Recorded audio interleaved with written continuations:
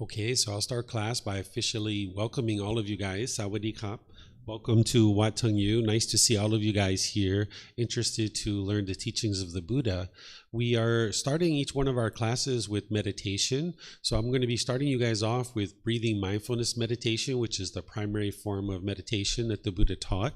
And then typically we have Wednesdays as kind of like a free form question day where students can ask any and all questions that you guys like about the teachings of the Buddha or the path to enlightenment or anything you guys would like to talk about related to that.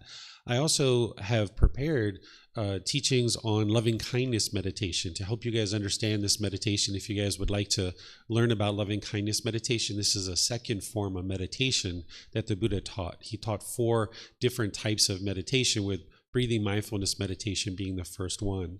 Just to get you guys started a little bit to understand a bit about the path to enlightenment is the path to enlightenment is to train the mind. The teachings of the Buddha, it's not about believing a bunch of teachings and then hoping something good happens when you die. That's not what the teachings of the Buddha are about. It's not about belief at all. You're learning teachings, you're reflecting on them to independently verify them, and then you're practicing them in order to train the mind. The Buddha discovered individual pollutions that are in the mind, and by understanding what those pollutions are and then using the training and technique to actually eliminate them, you can start experiencing more and more qualities of the enlightened mind. The enlightened mind is peaceful, calm, serene, and content with joy. It no longer experiences any anger, sadness, frustration, irritation, annoyance, guilt, shame, fear, boredom, loneliness, shyness, resentment, jealousy. Even the slightest displeasure is eliminated from the enlightened mind. The mind is just always joyful.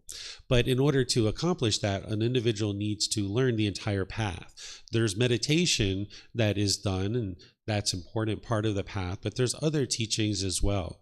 One of the biggest myths about the Buddha's life is that he sat under a tree, he meditated, and then instantly got to enlightenment. This isn't actually true. It took him 6 years to get to enlightenment.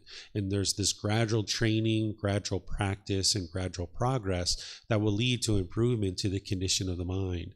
So what we do here with all of our programs, courses, retreats, either here at the temple, learning live, or learning online through the various online programs that we have, we help students to understand what the path to enlightenment is, so that then you can use that training in order to train your mind and see the results for yourself. That's one of the beautiful things about the teachings of the Buddha, is that you can learn now, reflect now, you can practice now, and you can see the results now in this life as your mind's becoming more peaceful and more joyful. Because you know, in the situations where you were once angry or sad or frustrated, you can see that your mind no longer experiences that there's this gradual degrading of the anger and hostility and other discontent feelings, and you'll see more and more peace and joy coming into the mind. But each individual needs to decide that they're interested in training their mind and getting to that enlightened mental state. And then as you do, you'll see the proof for yourself that the teachings are actually working. So there's no belief in the teachings whatsoever. There's learning, reflecting, and practicing. And as you train your mind, this is where you see the results. So we start each class with meditation, and this breathing mindfulness meditation is a primary form of meditation that the Buddha taught in order to train his mind, among other training. So usually what I do is I just kind of do it with you guys to get started and give you guys a chance to actually experience the meditation. And then afterwards, we'll talk about it and I'll explain to you what you're actually accomplishing, the why, and all those kinds of things.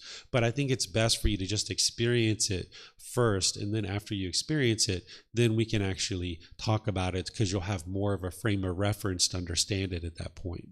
So you can meditate in 4 different positions. They're seated, lying, standing, or walking. These are the 4 different positions that the Buddha taught. I see most of you guys here, or all of you, are all sitting on the floor, so you're welcome to sit on the floor. We also have chairs as well. Some people choose to sit in a chair.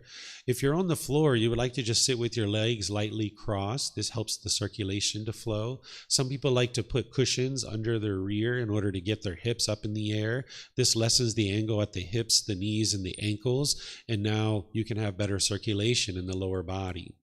The Buddha put his right hand over his left with his thumbs together, and he put this into his lap. If this is comfortable for you, you could use this, but not everybody's going to find that comfortable. There's other options as well. You could put your palms on your thighs or your knees. You could put your palms up. If you were sitting in a chair, you might just put your arms on the armrest of a chair even. And if someone was sitting in a chair, you might just put your feet flat on the floor or cross at the ankles. So your lower body and your hands and arms should just be completely relaxed with no muscles engaged whatsoever. The upper body should be erect. This keeps the mind attentive and alert during the meditation, because this isn't a time to just kind of zone out and just kind of go to sleep. It's a time to train the mind. So you'd like the mind to be attentive and alert and active during the meditation. So by keeping the upper body erect, it allows the mind to be attentive and alert. I'm going to ease into meditation with some chanting. I have these chants on some laminated sheets over there that you guys are welcome to see if you like. This isn't a rite or ritual or ceremony or worship or anything like that. It's not prayer or anything like that. During the lifetime of the Buddha, they used chanting just to remember the teachings, because the Buddha taught orally. So everything that he taught, and then about every 2 weeks, the students would recite it orally through chanting in order to commit it to memory. So we still chant today in order to ease the mind into meditation and ease it out of meditation. We also do it as a way of cultivating respect and gratitude, for getting awareness of the mind and awareness of breath. So if you guys would like to see these chants, you're welcome to get the laminated sheet on the table over there, and you'll be able to see. You already have one in front of you. Yeah, the laminated sheet over there, that's the daily chants that we do, and they're in the Pali language. This Pali language, it's the historical language of the teachings of the Buddha, but it has the English translations there so that you can see the English translations. I suspect that the Buddha didn't actually create these chants himself, that it was probably his students, either during his life or after his death, because you can see there's a lot of respect and gratitude for the Buddha in those chants. And a Buddha doesn't walk around, demanding for people to chant respectful things to him. That would be ego and arrogance. So a Buddha is not going to do that. He's just going to share his teachings. But over time, as people are experiencing more and more of the qualities of the enlightened mind, moving from anger and sadness to this peace and joy, they would have had an enormous amount of respect and gratitude for him. So I suspect they created these chants as a way of sharing that gratitude and respect and cultivating that more.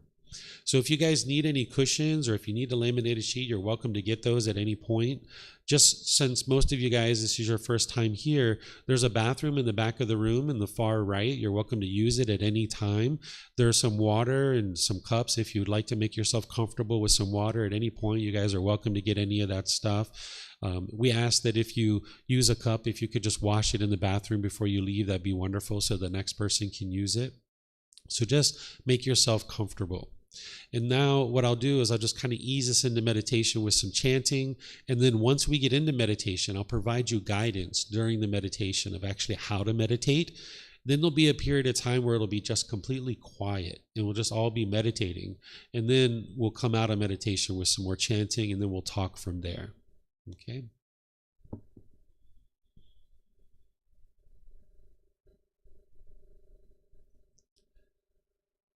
Arahang Samma Sambuddho Mahakeva Wat Tung Mahakavanhang Apivateyami Savakato Mahakevata Dhammo Dhammang Namasami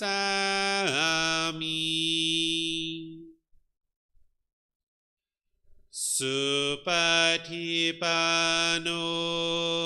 Mahakevato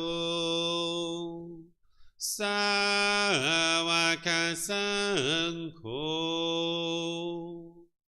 Saṅghang Namami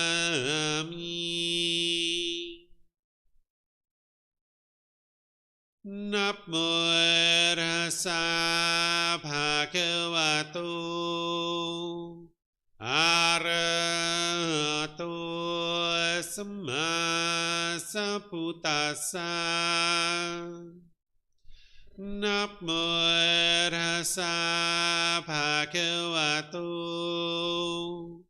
อะระหะโตสัมมาสัพพุตัสสะนะโมตัสสะภะคะวะโตอะระหะโตสัมมาสัพพุตัสสะอิติปิโสมะภะวะอะระหังสัมมาสัมพุทโธวิชาจารณังสัมมุโนสกขาโตโรกาวิตุอนุเตโรปุริสานามาสติสัตตาตาวามนุสนังโอโตภะคะวะติ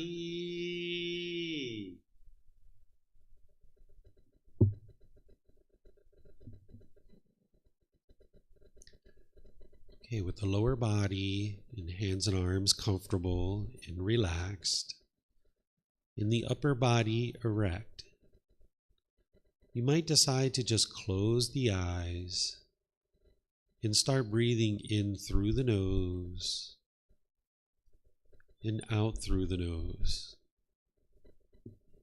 Here you're just looking to establish the breath. A nice, natural, steady, consistent breath. Not forced or controlled, just a gradual inhale through the nose, experiencing the full breath. And when you're ready, exhale out through the nose. Breathing in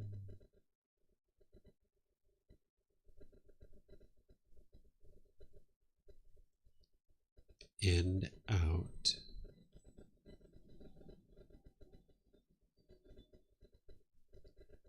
Breathing in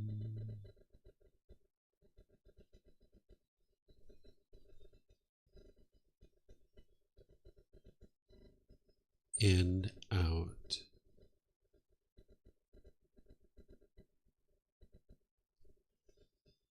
Your breath may not match up with the guidance that I'm providing, and that's okay. This is your practice. I'm just here for guidance. Just reminding you to breathe in through the nose whenever you get to it.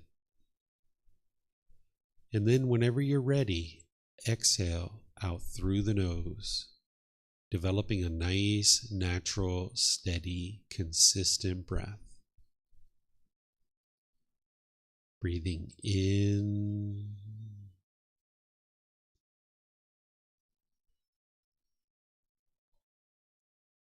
and out.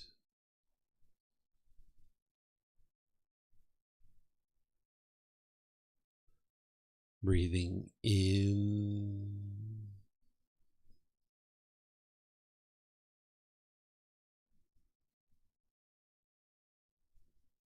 and out.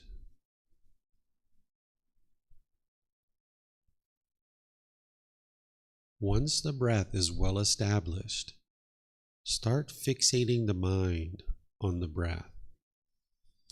Either the sound of the breath coming into the nose or the sensation of air moving over the skin into the nose. The breath is the present moment. Fixate the mind on the breath, the present moment. Breathing in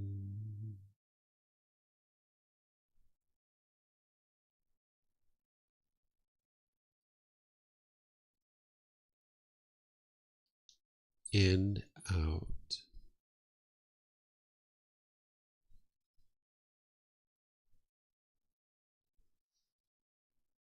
Breathing in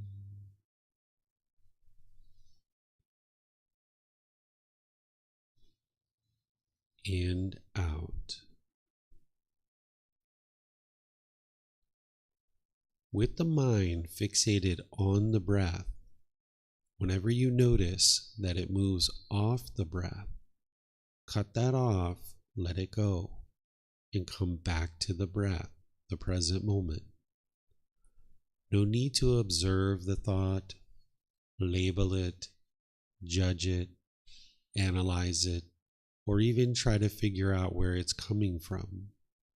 Just wherever you notice that the mind is moved off the breath, cut that off, let it go, and come back to the breath, the present moment. Breathing in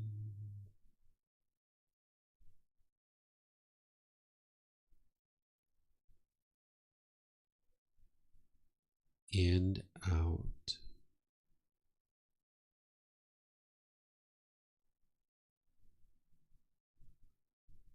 Breathing in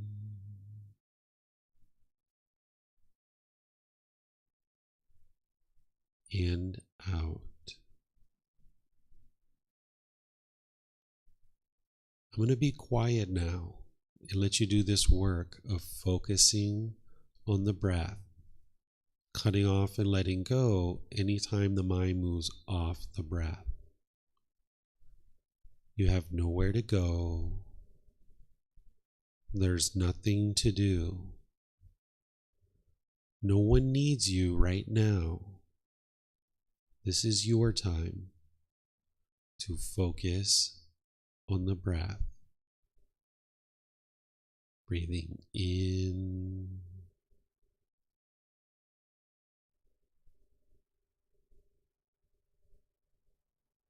and out.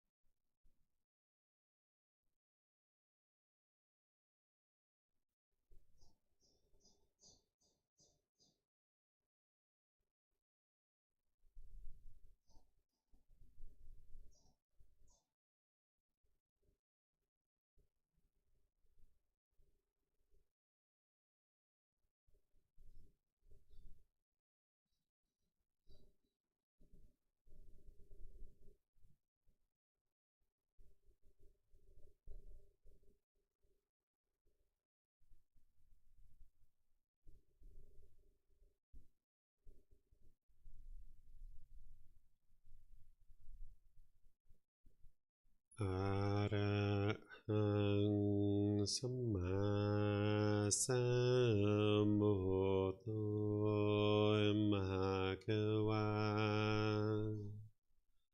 พุทธังมหาเกวันนังอภิวาเทมิสวากขาโตมหาเกวตาธัมโมธัมมังนามัสสามิสุปฏิปันโนมหาเกวโตสาวกสังโฆสังฆังนามามิ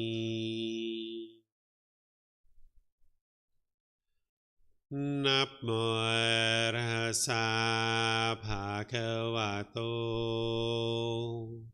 อะระหะโตสัมมาสัมพุทธัสสะนับโมตัสสะภะคะวะโตอะระหะโตสัมมาสัมพุทธัสสะนับโมตัสสะภะคะวะโตอะระหะโตสัมมาสัมพุทธัสสะอิติปิโสมหาเกวาอะระหังสัมมาสัมพุทโธวิชาจารณังสัมมุโนสกขาโตโรกาวิโต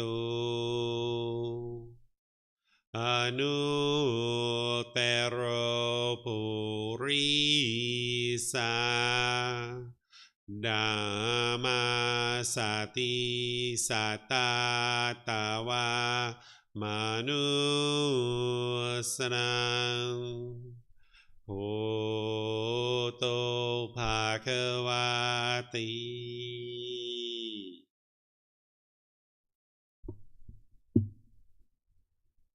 Okay, if you guys would like to slowly make your way out of meditation. So as I mentioned, this is called breathing mindfulness meditation. This is the primary form of meditation that the Buddha used in order to move his mind to enlightenment. And the same things that worked for him are the same things that are going to work for you. A Buddha is an individual who discovers the path to enlightenment on their own without any help from any teachers or any guides. So he trained his mind in a way that was able to get to this enlightened mental state where the mind was peaceful and joyful for the rest of his life. From the age of 35 to 80, he ends up sharing his teachings for 45 years, helping countless people get to enlightenment. And then he preserved his teachings in such a way that countless more people could get to enlightenment after his death. This is the three primary criteria that make a Buddha, is that they get to enlightenment by themselves. They then share those independently discovered teachings with others during their lifetime. They dedicate the rest of their life to getting to enlightenment, and countless people get to enlightenment by the teachings that they independently discovered. And then they preserve their teachings in such a way that countless more people can get to enlightenment after their death. So this is some of the main criteria that make a Buddha. This meditation, the goal is to arise mindfulness or awareness of mind, to arise concentration, the ability to focus and have clarity and concentration, and the ability to easily let go when there's a thought that comes up. Oftentimes people think the goal is to eliminate thoughts. That's not the goal of this meditation. As long as you're alive, you're going to have thoughts. You can't completely eliminate your thoughts. You can get periods of time where the mind's quiet and still, but you're still going to have an occasional thought. So if you had a bombardment of thoughts during your meditation, this is completely normal when someone's first starting out. Or if you had a thought and then you followed it for a period of time, and then maybe after like 2 or 3 minutes, you're like, oh yeah, that's right, I'm meditating. Let me bring the mind back. Well, that's normal too. It's very normal for the mind to do this. So you're not bad at meditation. It's just that the mind is untrained and is not able to stay on the breath. But even an enlightened being, their mind is going to stay on the breath for a period of time, but then it's going to ultimately move off the breath at some point. But they're going to notice it right away, and they're going to be able to easily cut that off and bring the mind back to the breath. Where in the unenlightened state, you can have that bombardment of thoughts. You can have a thought that you indulge in for a period of time and that you follow and follow and follow. So what you're looking to do is arise more and more mindfulness or awareness of mind and concentration, as well as being able to easily let go. This is going to help you in daily life, because as you walk around in daily life, if you have awareness of your mind and you know what's going on in your mind, certain unwholesome qualities, certain wholesome qualities that are in your mind, then you can support and encourage those wholesome qualities. In the unwholesome qualities, you can cut those off and let them go and eliminate them out of the mind. So with that mindfulness and concentration, you can now benefit from that in your daily life through your personal and professional relationships. And then that ability to easily let go, that's so important, because the unenlightened mind doesn't have the ability to easily let go. It wants to hold on to things. So you see something you disagree with, or you hear something you disagree with, or some other contact that you have, and you disagree with this thing, and now there's this anger or this frustration or irritation that's arising in the mind. If you can train your mind to easily let go, you can let go of these things. You can let go and not allow the mind to continue to have that anger or hostility or frustration or these other discontent feelings. And if you train your mind closely enough, understanding the entire Eightfold Path, you can get to the point where there is no more anger that arises. There is no more frustration that arises. Oftentimes in the unenlightened state, we firmly believe that other people are causing us to be angry, or that is annoying me. But your mind is actually causing your own anger. Even the sadness, the frustration, all those discontent feelings that I mentioned, your mind is actually causing that itself. But because of a lack of wisdom, the mind believes, falsely misunderstands, and has this misperception that other people are causing you to be angry, or that is annoying me. But in reality, it's the mind causing it itself. There are certain pollutions that are in the mind, namely craving, desire, attachment, this mental longing and strong eagerness, this chasing after the objects of your affection.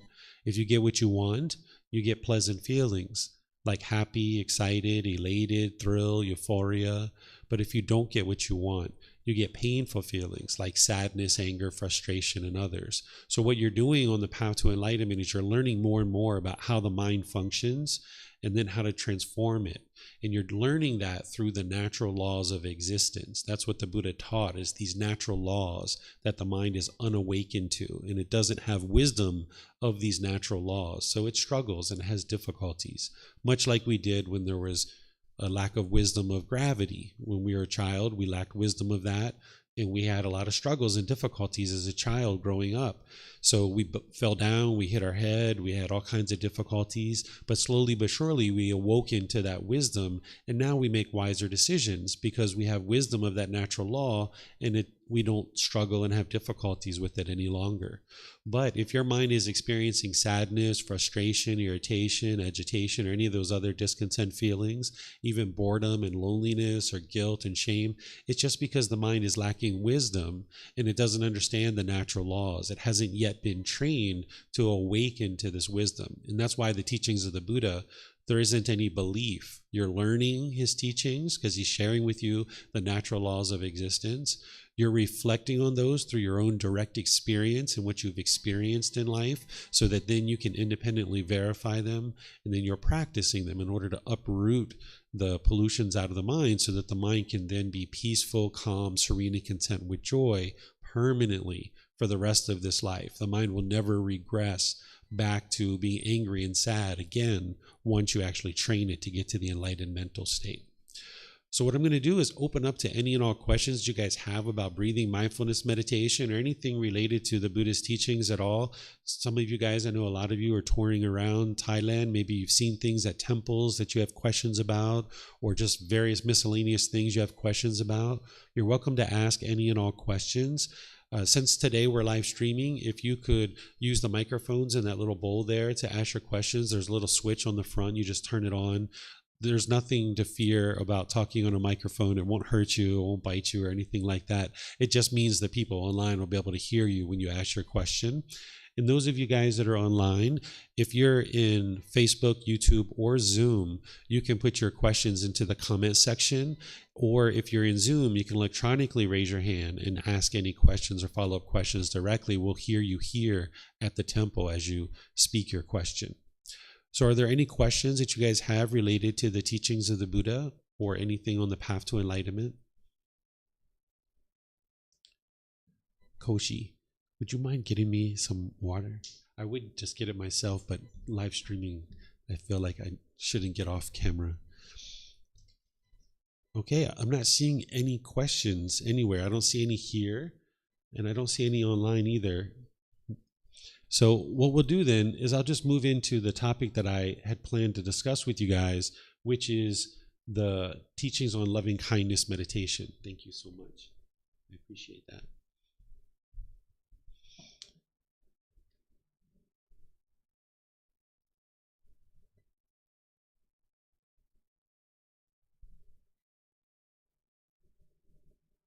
Okay, so we're now displaying our slides to all those that are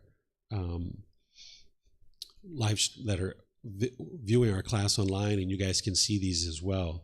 So what I did is I have these teachings to help you guys understand a bit more about meditation, breathing mindfulness meditation, as well as loving kindness meditation, because these are the two primary forms of meditation that the Buddha taught in order to train the mind to get to enlightenment. There's a total of 4. Nowadays, there's countless meditations that people are talking about in the world, but if you tried to learn 20, 30, 50 different meditations, you would spread yourself really thin, and you probably wouldn't be able to master any one of those specific meditations. The Buddha taught 4 specific meditations because they address 4 specific problems in the mind that were important in order to eliminate certain pollution out of the mind. The breathing mindfulness meditation that we just did, this one, what you're doing is you're working to eliminate craving, desire, attachment, that mental longing and strong eagerness. That's the cause of discontent feelings. And you're working to cultivate the wholesome qualities of mindfulness or awareness of mind, concentration or focus, the singleness of mind, being able to focus on a single object. Because in the unenlightened state, when the mind is polluted, you might have a lot of difficulties concentrating. You might have trouble with your memory or things like this. So by having concentration, you'll be able to perform in your daily life, whether it's personal, professional relationships, better. So this first form of meditation, which I teach in our courses and our retreats and various programs, I go through and thoroughly teach it. This is the first form of meditation that an individual would need in order to get to enlightenment. The second form of meditation is called loving kindness meditation. This is helping you to eliminate anger, hatred, ill will, and all those lesser versions like frustration, irritation, annoyance. Those are all coming from one's own mind. If you have dislike for another person, this is coming from your own mind. Oftentimes we think that it's somebody else that's causing us to dislike them. But in reality, it's one's own mind. It's a pollution of ill will that's in the mind. And when you clear this out of the mind, you can get to the point where you have love and kindness for all beings. An enlightened being doesn't dislike any individual being. But in the unenlightened state, because of its craving, desire, attachment, and its ill will, an individual will have certain people you like that you can get along with, and then certain people you dislike and that you can't get along with them. But by the time you train your mind to get to enlightenment, you can get along with everybody and anybody. Your personal, professional relationships can blossom. You can get to the point where you don't even have a bad mood anymore. But as long as you're holding on to anger, hatred, ill will, bitterness, hostility, animosity, resentment, it's just hurting you in your own mind. It's hurting you in your life to be able to have harmonious relationships with all beings. So by the time you train your mind and you get rid of this anger, hatred, ill will, and all those lesser versions, you can live harmoniously with all beings in the world. So I'm going to share with you guys some words of the Buddha on loving kindness meditation so that you can understand how he taught this and why it's important to teach it and actually practice it as part of your life. So I'm going to use some of the words of the Buddha here in order to help you guys. But first, let's just talk about what loving kindness is. What loving kindness is it's a genuine interest in seeing all beings be well. It's active goodwill. It's the exact opposite of anger, hatred, and ill will. Ill will is like wishing harm on somebody or wanting something bad to happen. And because of that, when the mind has ill will, you might be bitter and hostile and aggressive or have animosity towards someone else. And you may even feel justified in your anger. You might firmly believe at this point that other people are causing you to be angry. But if you study the teachings more closely and you independently verify for yourself, you can see that your mind is causing these feelings itself. And that's why you can eliminate them, because your mind is actually causing these feelings itself. But there's a teaching that you need to learn in order to be able to see that clearly, which is called the Four Noble Truths. This is a teaching that I share as part of the various programs, courses, and retreats that I teach. It's the very first teaching that the Buddha taught, and it's the very first thing that you typically learn on the path to enlightenment. But sometimes, depending on what class you come into, you might be learning about meditation first to get started. But ultimately, you would like to learn the Four Noble Truths, because in four simple statements, the Buddha explains the problem in the unenlightened mind. He explains the cause, the elimination, and the path forward.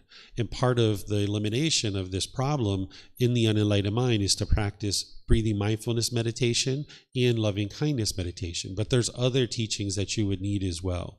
But here, just understanding what loving kindness is it's the antidote or the remedy, the solution to the anger, hatred, and ill will. And you're training your mind and transforming it. You're essentially rewiring the mind to no longer have any anger, hatred, or ill will, or those lesser versions like frustration, agitation, annoyance, and other things like that.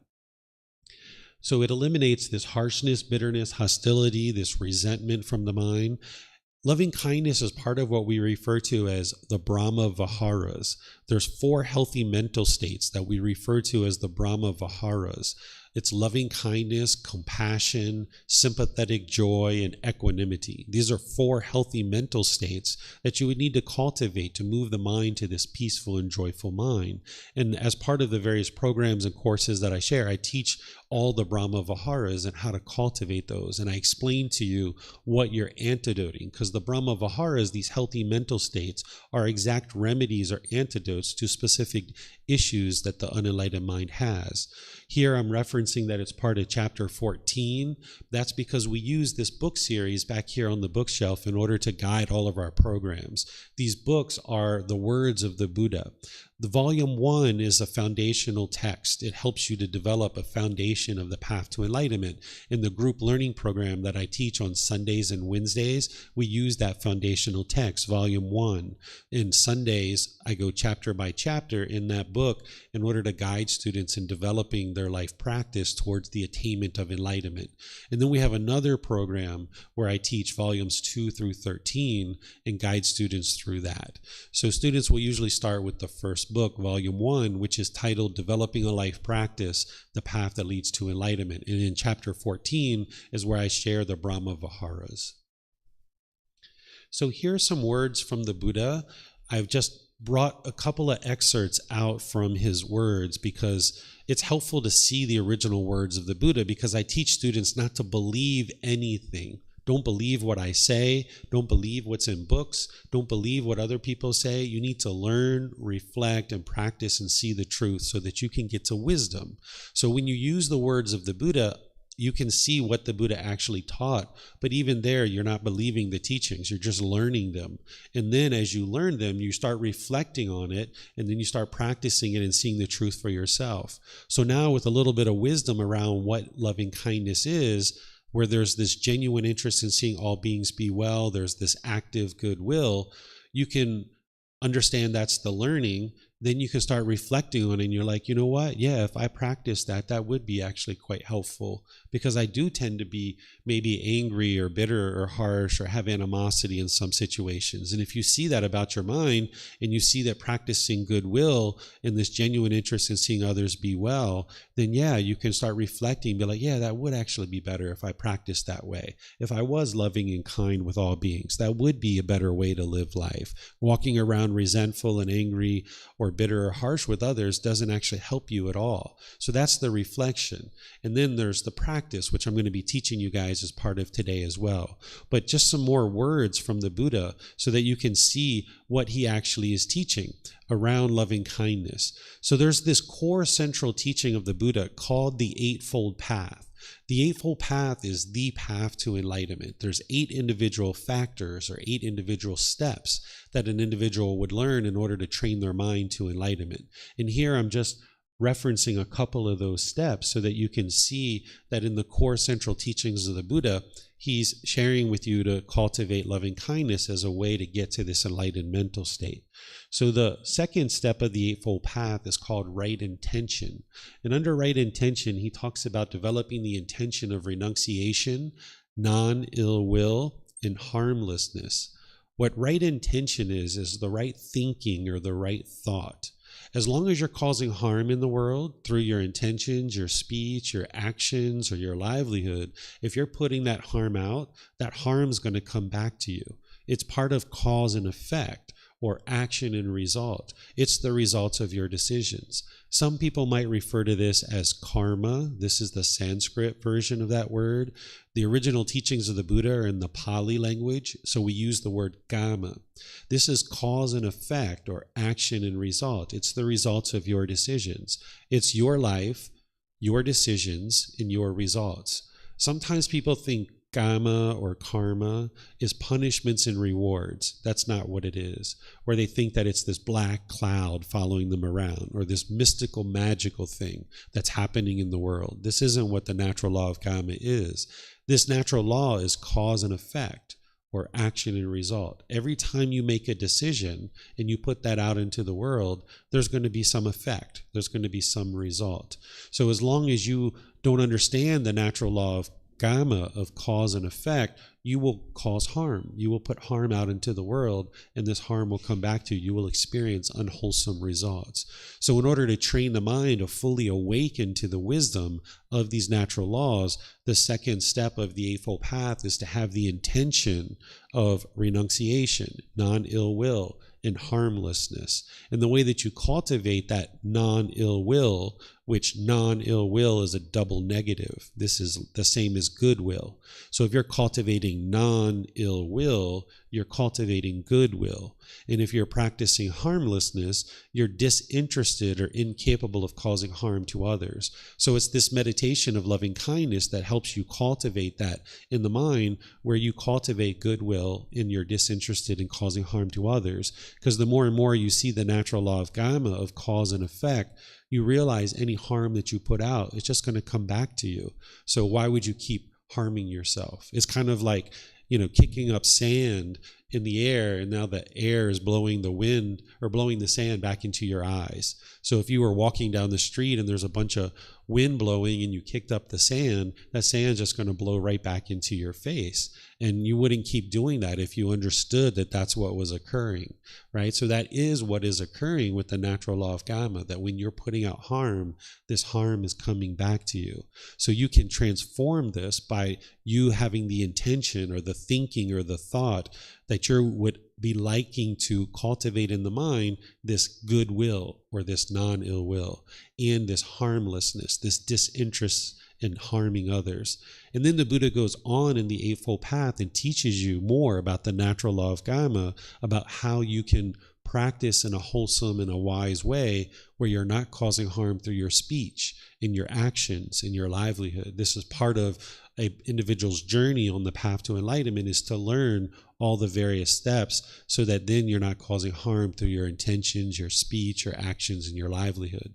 But here I'm just referencing right intention so that you can see that the Buddha indeed taught to cultivate the mind with goodwill and harmlessness. And then you can see here under right speech, which is the third step of the Eightfold Path. The Buddha is explaining in the Eightfold Path the natural law of karma, and he explains ways that you can cause harm through your speech. Like if you were to lie, or you had slander or gossip, or you had harsh speech, or frivolous speech. What frivolous speech is just like talking, like yada, yada, yada, yada, yada, yada, yada, yada, yada, just like a craving to talk. You just talked and talked and talked and talked all the time. You're just broadcasting. It's not really a conversation. It's more broadcasting, right? So this would cause harm, and you would find that people would be less and less interested in talking to you. So by eliminating lying, eliminating slander or gossip, eliminating harsh speech, and eliminating frivolous speech, you'll find that your relationships will be more rewarding, more satisfying, more fulfilling, more successful, because you're not causing harm through your speech. But then he goes into more detail, and he calls it the 5 factors of well-spoken speech.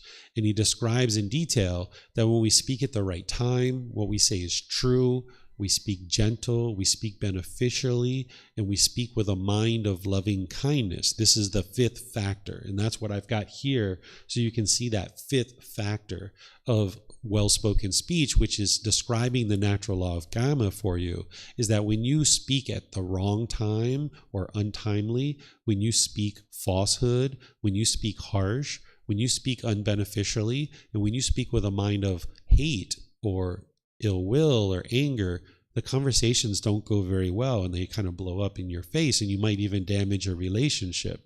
But when you can speak at the right time, what you say is true, is gentle, beneficial, and with a mind of loving kindness, you'll see that your conversations and your relationships will go really, really well for you. And it's a choice that you make to cultivate this wisdom, and you choosing to practice. Oftentimes in the unenlightened state, we sit back and we want other people to change. And now we won't do anything until somebody else changes. But that's not the way to get to an improved way of life. The way that you get to an improved way of life is you cultivate wisdom, you train your mind, and now you function in the world differently, and now you'll experience different results. But again, with the lack of wisdom, an individual will make unwise decisions that lead to unwholesome results, just like we did with the natural law of gravity when we lacked wisdom of that. But when we have wisdom, we'll make wise decisions that lead to wholesome results. So one of the wisdoms that the Buddha shares is to speak with a mind of loving kindness, that we have this genuine interest in seeing others be well. We have this active goodwill without judging another person. Sometimes we also think like, I'm not going to respect you until you respect me, right? Or I'm not going to be kind to you until you be kind to me. Well, if everybody was doing that, nobody would be kind to anybody. Nobody would respect everybody, because everybody would be waiting for someone else to respect them before they would respect others. But if you give people respect and you practice loving kindness in your daily life through your relationships, that's what will come back to you more and more and more. It's not going to happen right away. It's not instantaneous. But over a period of months and years, as you're practicing more and more loving kindness, then you'll see more and more loving kindness coming back to you. But how would you be able to speak with loving kindness if you haven't cultivated the mind to have that? So that's what the loving kindness meditation is there for. Then you can see here the Buddha is talking some more about loving kindness. Here, he's actually talking with his ordained practitioners, and he's reminding them prior to this. I cut it off and just kind of gave you this part. But he's reminding them prior to this that everybody in the world isn't going to speak with you in a timely way, in a truthful way, in a gentle way, in a beneficial way, and with a mind of loving kindness. Some people are going to speak with you untimely, untrue, harsh, unbeneficial, and with a mind of inner hate. And he says, okay, when people are speaking with you that way, this is how you should practice. He says, herein, monks, you should train thus. So reminding them that they have experiencing this harsh speech and this unwise speech. He says, you should train when these people are talking to you in unwise ways. Our minds will remain unaffected. We shall utter no evil words. We shall reside compassionate for their welfare, with a mind of loving kindness, without inner hate.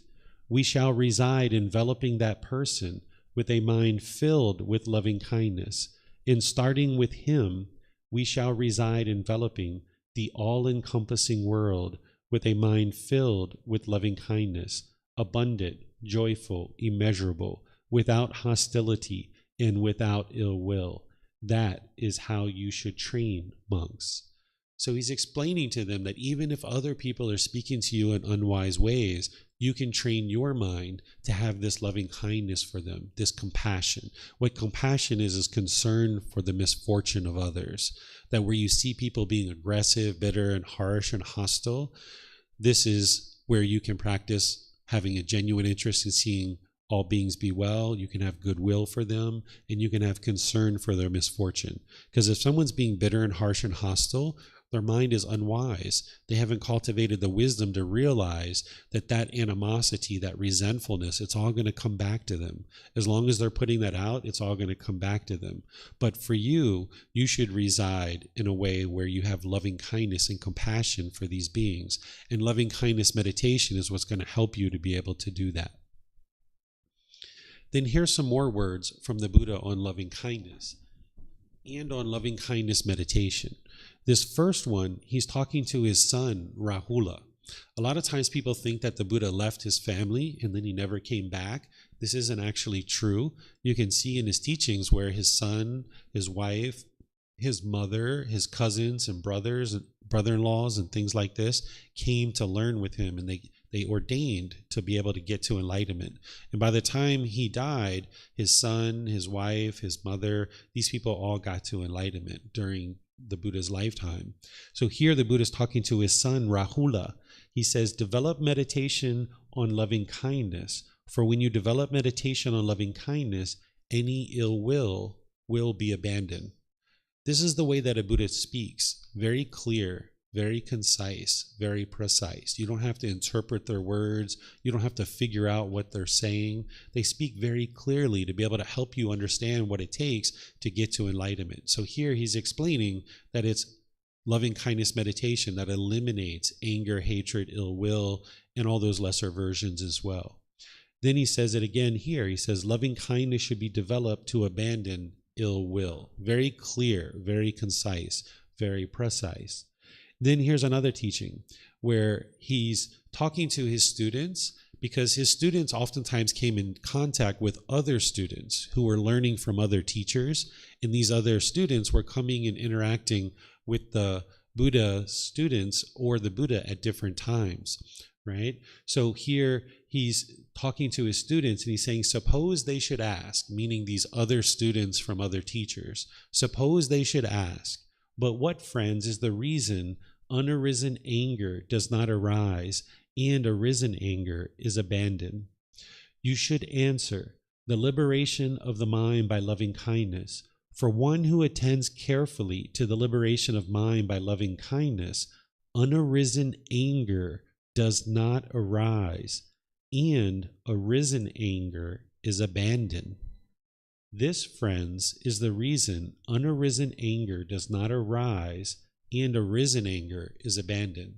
So there's certain ill will that's in the mind that just hasn't risen up yet. That's a pollution of mind. It's called ill will. We also call it a fetter or a taint or a defilement, where the mind has this ill will that's buried deep inside the mind. And then when somebody does something you don't like, that ill will rises up in the mind. So the Buddha's here saying, how do you ensure that that anger doesn't actually arise in the mind? Well, it's loving kindness meditation and practicing loving kindness. But once it has arisen, how do you get rid of it? Loving kindness meditation. It's an exact antidote or remedy. Ultimately, by the time you train your mind through all the teachings of the Buddha, there won't be any ill will. There won't be any anger or hatred in the mind at all. It'll be completely eliminated. But in the process of getting to enlightenment, you're going to have some ill will that arises. You're going to have some frustration, some dislike, some other feelings that come up because of this pollution. But slowly but surely, you can wear it away with loving kindness meditation and practicing loving kindness in daily life. So let me pause here and see if you guys have any questions before I explain to you actually how to do loving kindness meditation. I would like to just see if you guys have any questions on the words of the Buddha or anything that I've been sharing so far. Those of you here, again, you could ask your questions as you like using the microphones. Those of you guys online, you can just raise your hand electronically in Zoom, or if you're in Facebook, YouTube, or Zoom, you can put your question in the comment section and we'll be able to see that and answer your question.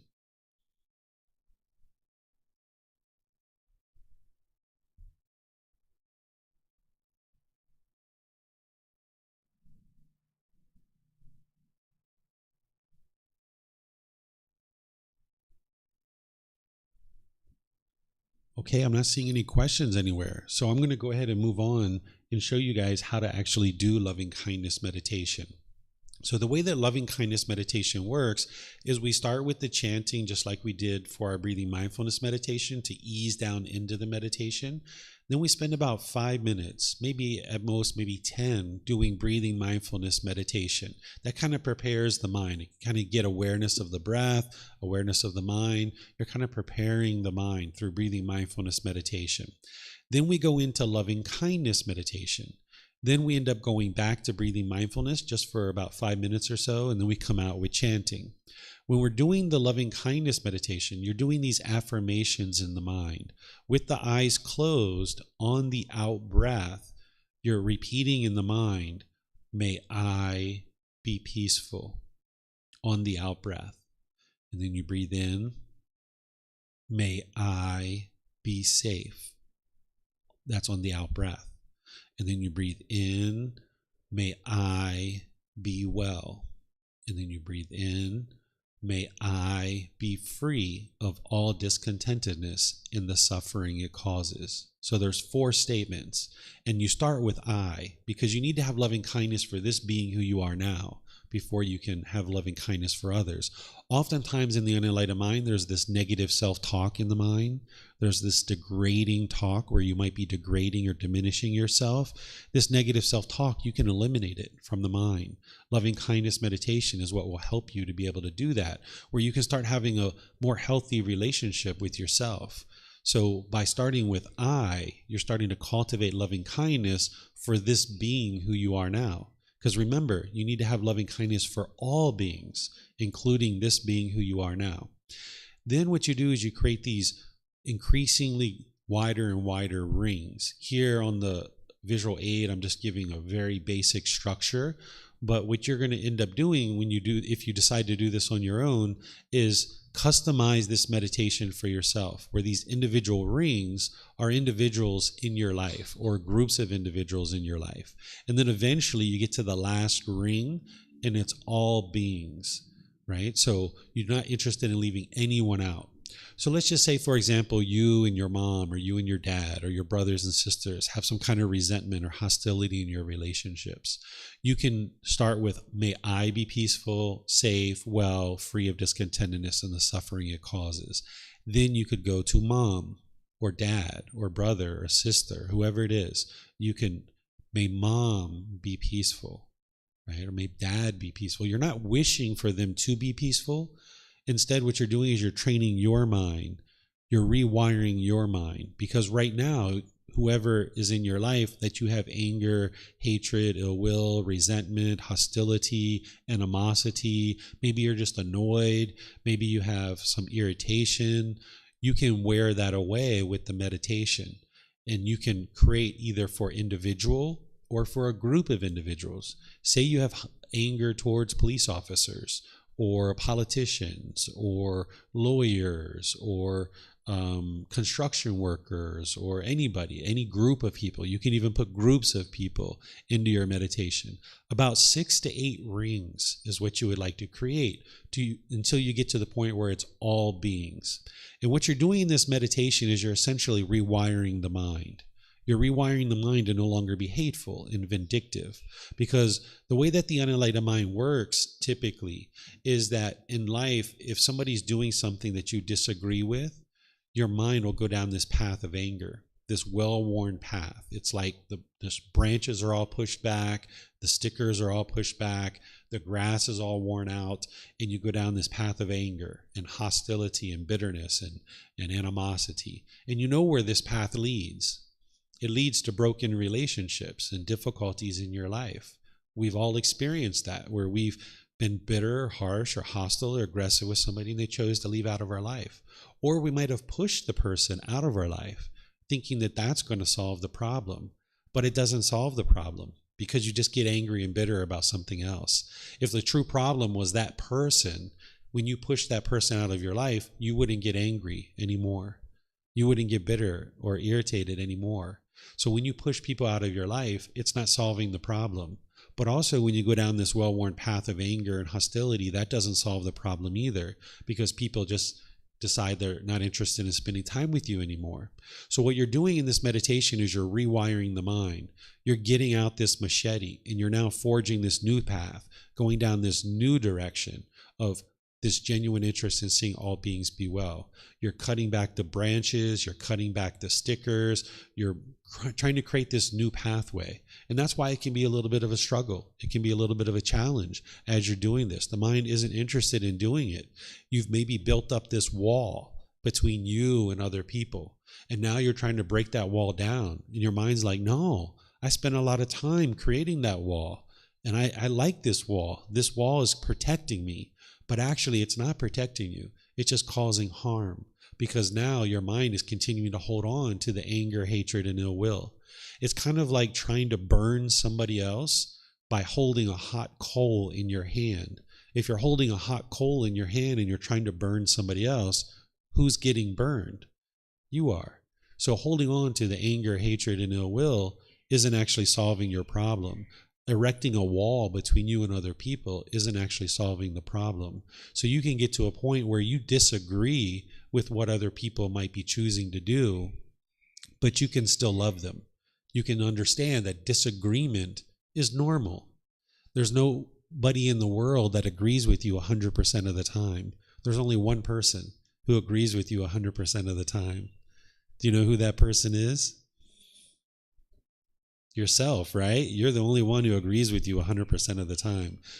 Other people are going to disagree with you sometime, and you're going to disagree with them. This is completely normal. But oftentimes we think disagreement means disrespect, right? Or disagreement means we now got to fight. We now got to argue until I'm right and you can see that I'm right, right? This is the argumentative nature of ill will when it arises in the mind. But that doesn't solve anything. That's just the mind longing and yearning and craving and having this anger and hatred. So you can get to the point where you're not argumentative, you're not bitter, you're not harsh, you're not aggressive with others. And it's loving kindness meditation that's going to do that for you. It's you cutting through the forest, right? Creating this new path. So now when you disagree with something, instead of going down this path of bitterness and hostility and aggression, where you know where that ends, which is broken relationships, you can now start creating this new path where your mind's going down this new path of loving kindness and this genuine interest in seeing others be well, this active goodwill without judgment. Because now when you go down here, you can reside harmoniously with all beings. And over time, this old path, it grows up. It grows over. And now you don't go down that path anymore because you can't get down that path because it's all grown back. All the stickers and branches and grass and everything is grown back. You don't even look in that direction anymore. When someone's being bitter and harsh or hostile with you, or someone's doing something you disagree with, you just go down this path of loving kindness. You might still choose to not be around people who are bitter and harsh and hostile and aggressive. But if you're experiencing painful feelings as a result of somebody else's bitterness and hostility, your mind is producing those feelings itself. You may have a challenge seeing that right now because if you haven't studied the Four Noble Truths, you might firmly believe that other people are causing you to be angry. But if you study the teachings and you independently verify them, you can see that your mind's causing these feelings itself. And that's why you can eliminate them. Where in the unenlightened state, if you think that other people are causing you to be angry, not only will you tend to push people away, not only will you tend to be bitter and harsh and hostile with people, but you might tend to put your expectations on people, trying to control people to do things your way. And what you're doing on the path to enlightenment is realizing that your mind is actually causing its own difficulties and its own struggles, and you can fix that. You can train the mind. You can heal from what hurt you so that you never need to ever hurt ever again. That's what the path to enlightenment is to do the inner work, to be able to heal from what hurt you so that you never ever need to hurt ever again. because by the time you get to enlightenment, you'll never experience any painful feelings in the mind whatsoever. You'll remember certain things that happened, but it won't cause any painful feelings in the present moment because your mind has been fully trained to let go and realize that those things are in the past. And holding on to it is only just causing more and more painful feelings in the mind. So loving kindness with meditation is one of the ways that you can train the mind to let go. If there's been people in the past that have harmed you, physically, verbally, sexually, mentally, or otherwise, you can train your mind to let go of the anger, hatred, and ill will. Doesn't mean you're going to go have dinner with that person. Doesn't mean you're going to show up, give them a gift or anything like that. But at least you can get to a point where you've eliminated any anger, hatred, or ill will, or those lesser versions that you have, so that you don't have to keep experiencing the painful feelings over and over and over again. And this is what loving kindness meditation is going to help you to do. What I'm showing you here is just a basic rough outline of 3 individual rings, but you would like to customize this, as I mentioned, on your specific needs and your specific goals. What some people like to do is they do like a ring or 2 for people that they already have loving kindness for. So if you have loving kindness for your mom or dad already, you might put them in there first, right? And kind of bubble up the loving kindness. Then they like to go to like a ring or 2 of people that they're more neutral about, maybe like a neighbor or a coworker. You don't hate them, but you don't exactly, fully love them either. So you kind of do like a ring or 2 of people you're more neutral about. Then you might go to like a ring or 2 of people who you do have anger for, that you do have resentment towards or animosity towards. And you're kind of bubbling up the loving kindness for the ones that you do have loving kindness for, and then kind of spilling that over into these other relationships. And as you do this more and more, you can transform your mind and get to the point where you have no animosity whatsoever. As I was growing up, I had a lot of resentment for my mom for things that happened in our childhood when I was growing up. I was holding on to this all throughout my life, and I struggled with the relationship with my mom for many, many, many, many years. And I always aspired to have a better relationship with her, but I never understood how. So it wasn't until I learned loving kindness meditation and the teachings of the Buddha that I then was able to have a relationship with my mom that was very fulfilling and very satisfying. It took me about 6 months to wear away the resentment that I had for my mom growing up. But once I worked through that and I did the inner work that I needed to do, then when I was around my mom, I wasn't bitter and harsh and hostile anymore. Where in the past, I was bitter and hostile and aggressive with her in different ways, and she was the same way back with me. But when I transformed my mind and I started being more loving and kind, then she could see that it was her mind that was being bitter and harsh and hostile, and she had to do the work to transform her mind. So then by the time she died, about 5 years ago, 2017, our relationship was just fine. We had no issues whatsoever, and it had been that way for many years, that we had no animosity or bitterness between us whatsoever. And that's because I decided to start doing the work first. It's kind of like a log jam, that some of these relationships that you might be in, it's like a log jam. Everything's kind of stuck. You're bitter, they're bitter. Maybe you're not getting along very well. There's some rub in your relationships. And you got to start taking out these logs. You got to take out the log of anger and hatred and ill will. And when you take out that log, things starts to flow a bit more. And when you take out the log of expectations of wanting mom or dad to be a certain way, or brother and sister, or your friends or your other family members, the mind oftentimes wants them to be a certain way. And when they're the way you want them to be, you'll be happy. But when they don't do what you want them to do, you'll be angry or frustrated. So when you start taking out some of these logs of anger, hatred, ill will, expectations, the bitterness, the hostility, then things can flow in your life much better, and you can have much more fulfilling relationships. So this is loving kindness meditation. What I'll do is I'll just open up to questions. If you guys have any questions on anything I've been talking about or loving kindness meditation, if you guys would like to try doing loving kindness meditation, get an experience of what it's like, we can actually do a guided meditation together, and I will guide you guys through this so you can see what loving kindness meditation is like. It's not going to instantly fix your mind, right? You can't just have anger for many years and then do one meditation and then boom, you're a loving and kind person. it's a gradual wearing away of the of the anger, hatred, ill will to cultivate the loving kindness. It's kind of like a digging tool. If you had a digging tool with a wooden handle, each day you're wearing away the wood on the wooden handle. You wouldn't know how much of that wood you're wearing away. But when the wooden handle is completely exhausted and you need to replace this digging tool's handle, you would know that it's time to replace this handle. But each day you're not going to know how much of the wood you wear away from the handle. The same thing is true, that each day you're not going to know how much of the anger, hatred, ill will that you wear away. But when it's completely gone, you'll know that, because you won't be angry and hateful anymore. When my mom and I, when everything was completely fine and I was never angry and frustrated and irritated with her anymore, I knew that I'd eliminated the anger towards her, because it was completely gone. It was exhausted. It was never arising anymore. So it's the same thing with this, is you gradually wear away through meditation, but then you also practice in your daily life through your intentions, your speech, and your actions to be more loving and kind. You can't just meditate away the anger and the hatred. You need to use the meditation to like fill up your gas tank.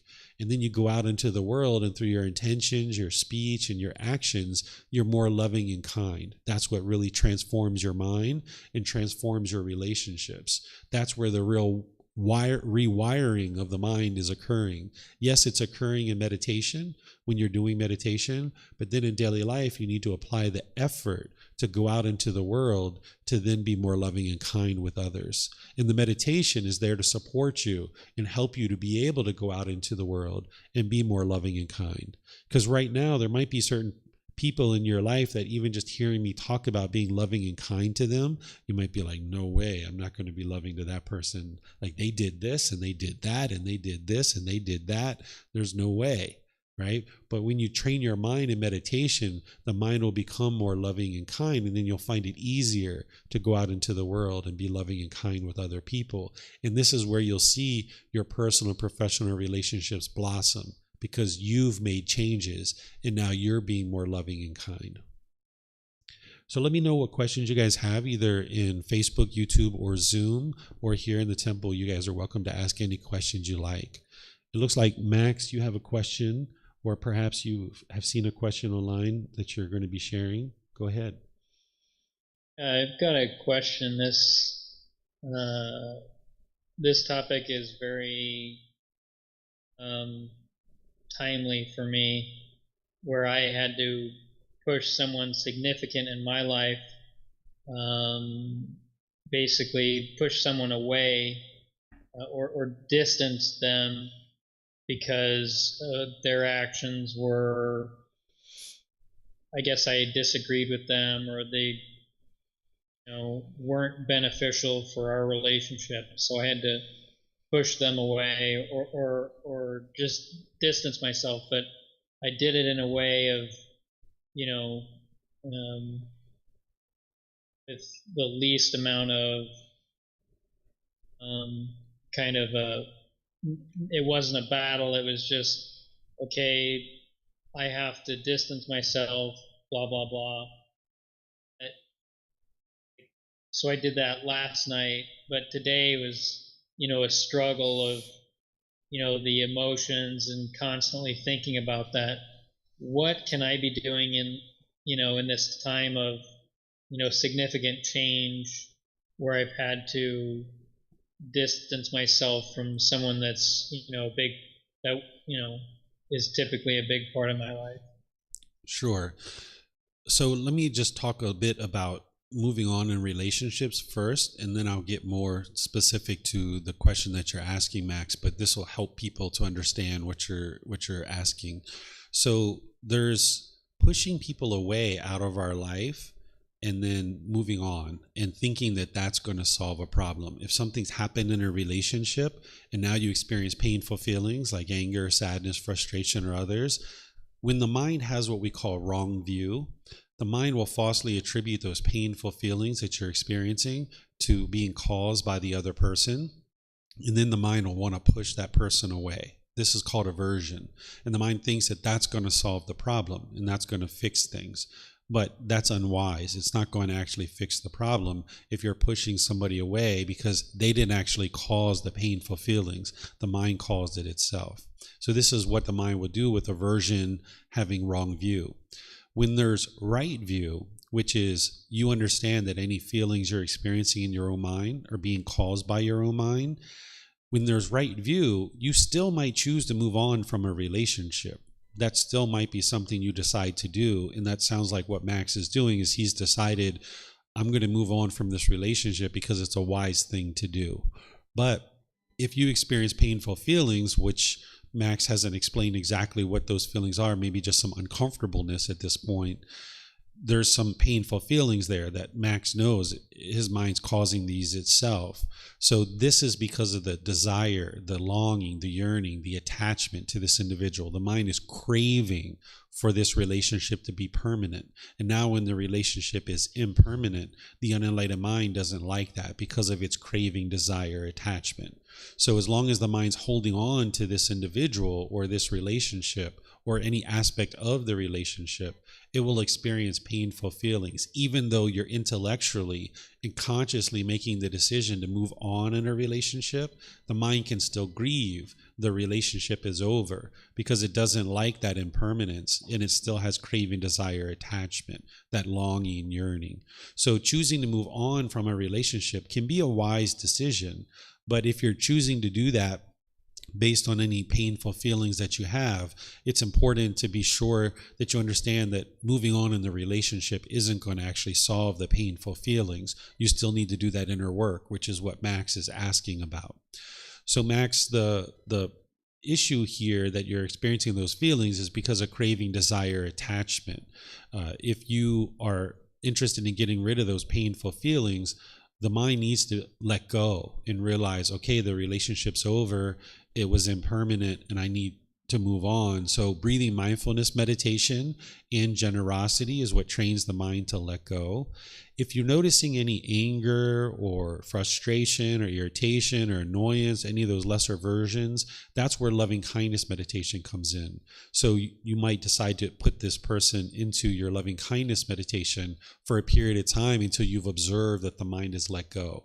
But it's a combination of letting go of the attachment and arising the loving kindness, which will help you to be able to let go and get to a peaceful place where you value the relationship, you appreciated it, you have chose to move on, but you realize that it was unwise to continue. And there were certain things that you learned in the relationship that were helpful, but now you've decided for whatever reasons that it's helpful to move on. But the mind is just holding on. That's the problem, is intellectually you've decided to move on, but the mind is still wanting to hold on to the relationship. And now, because of that attachment, that's why the mind's experiencing those feelings. So you need the breathing mindfulness meditation and generosity to train the mind to let it go, and the loving kindness meditation to eliminate the anger, hatred, ill will, or any of those lesser versions that you might be experiencing. Yes, sir. Yes, you're welcome. All right, I'm not seeing any other questions anywhere. The folks here at the temple are pretty quiet today. All right. Would you guys like to do loving kindness meditation? Is there anybody who's interested in doing this? Yeah, you would like to do some loving kindness meditation? Okay. So what I'll do then is I'll guide you guys in a loving kindness meditation. And what I usually do is I make it very general and very broad because I'm doing it for a group of people. But remember, you're going to be interested to customize this for you. So where you hear me say, may, I don't know what I'm going to say today yet, but I'm going to say these affirmations out loud. And as I say these affirmations out loud, you're repeating that affirmation in your mind quietly. And where you see me using like very general and broad statements, you in your own mind, when you do this on your own, you would like to use very specific statements. So if I say, may all my friends and associates be peaceful, you could use that one if you like. But if you have a specific friend in your mind that you would like to say, may Barbara be peaceful, right? Maybe you have anger for Barbara. You can do that when you're doing this on your own, just customize it for yourself. So you're going to hear me use a very general, broad statements. So I'm going to start with the chanting. Then I'm going to do a little bit of guidance, just a little bit of guidance on breathing mindfulness meditation, because we're only going to be doing that for about 5 minutes. Then I'm going to go into the guidance on loving kindness meditation. Then we'll go back to breathing mindfulness meditation, and then back to the chanting to come out of the meditation. And then if you guys have questions, you're welcome to ask anything you like. All right, so if you guys would like to take a position for meditation, we usually do loving kindness meditation either in the seated, lying, or standing positions.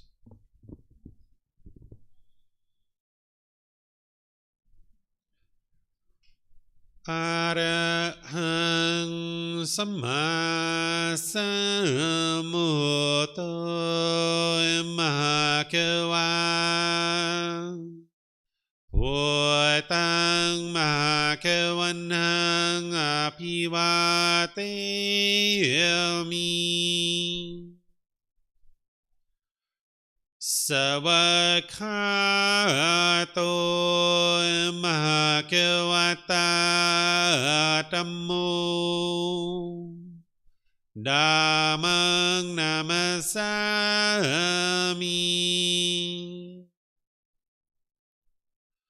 Supatipano Mahakavato Sāvaka Saṅkho Saṅghang Namami Namo Tassa Bhagavato Arahato Samma Sambuddhassa Namo Tassa Bhagavato Arahato Samma Sambuddhassa Namo Tassa Bhagavato Arahato Samma Sambuddhassa Iti piso Bhagava Arahang Samma Sambuddho Vicacaranang Sammuno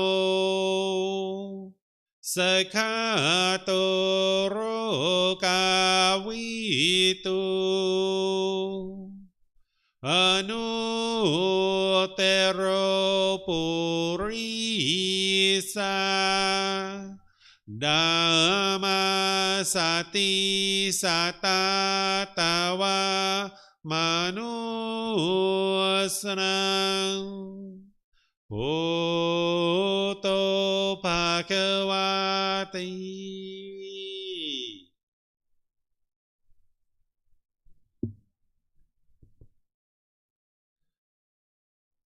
Okay, with the body comfortable and relaxed, and the eyes closed, just breathe in through the nose, establishing a nice, natural, steady, consistent breath.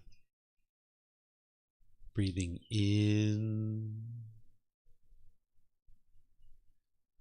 and out.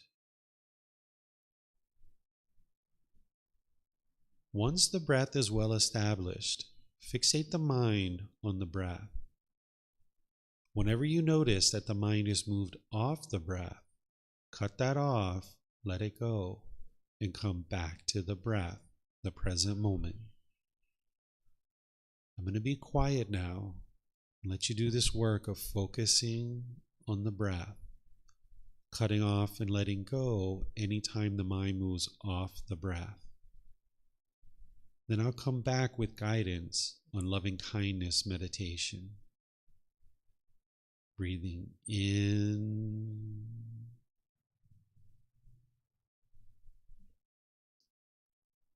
and out.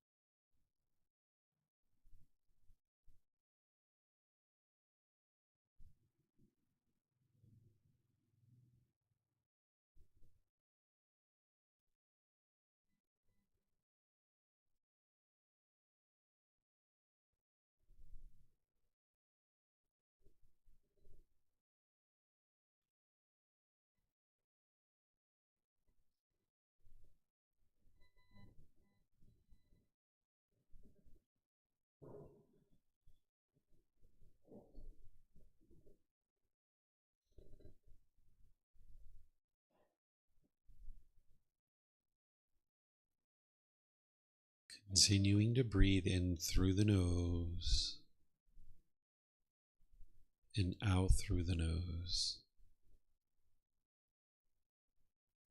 When you get to your out breath, repeat these affirmations in the mind.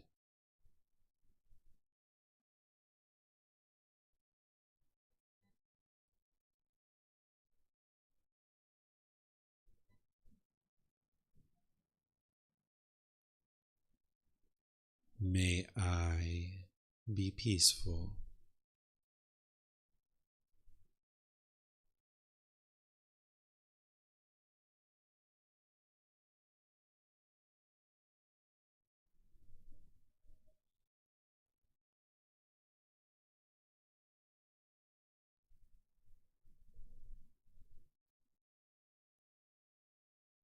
May I be safe.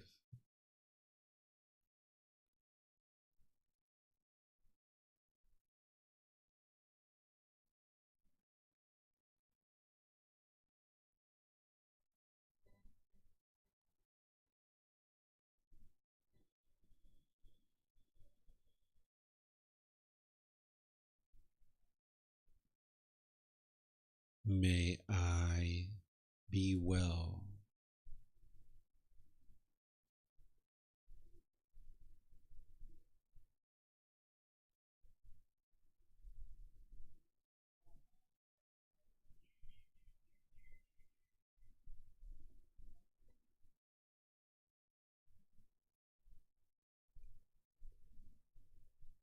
May I be free of all discontentedness in the suffering it causes.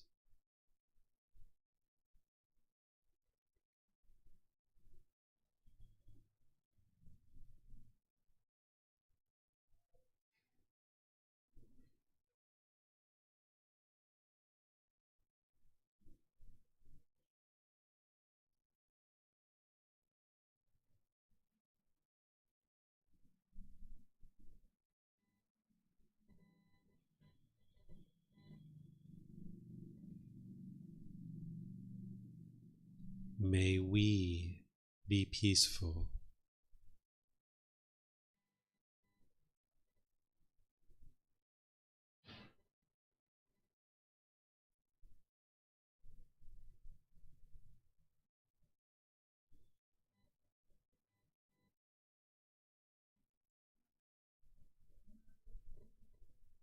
May we be safe.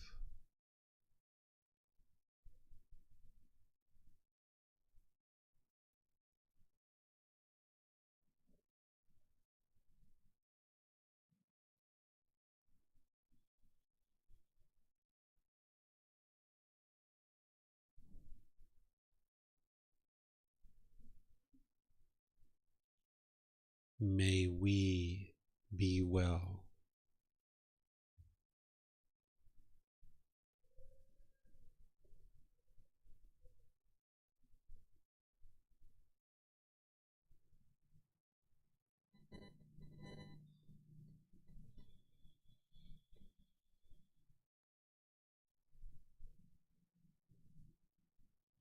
May we be free of all discontentedness in the suffering it causes.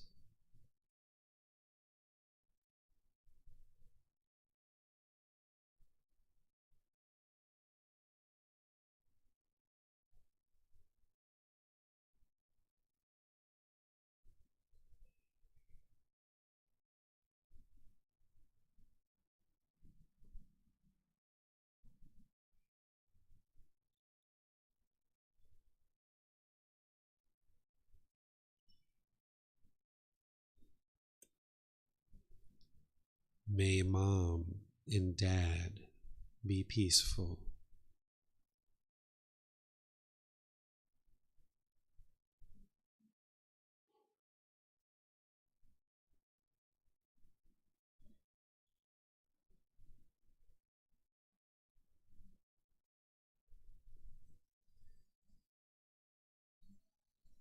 May they be safe.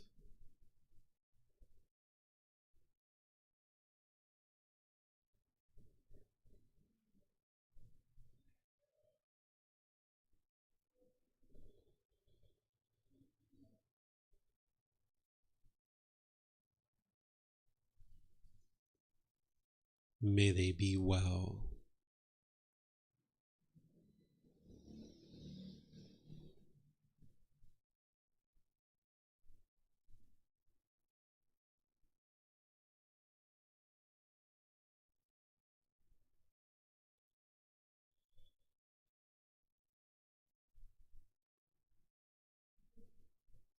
May they be free of all discontentedness and the suffering it causes.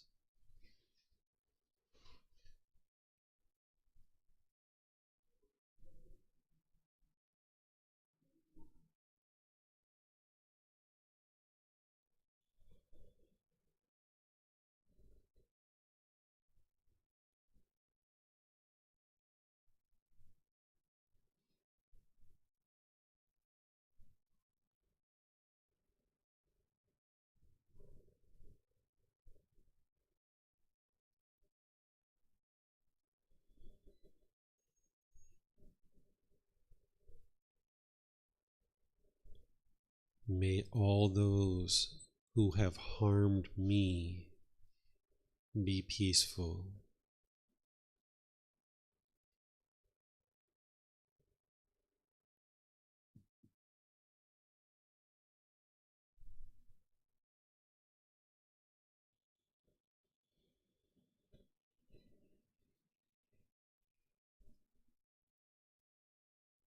May they be safe.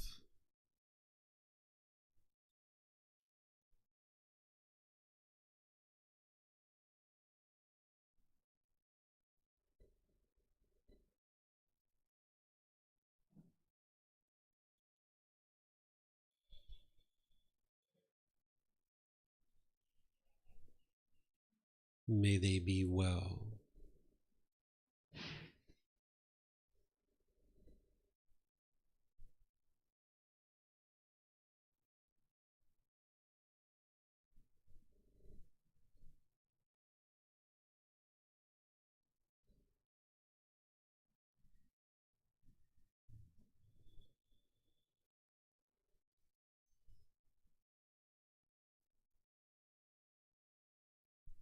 May they be free of all discontentedness and the suffering it causes.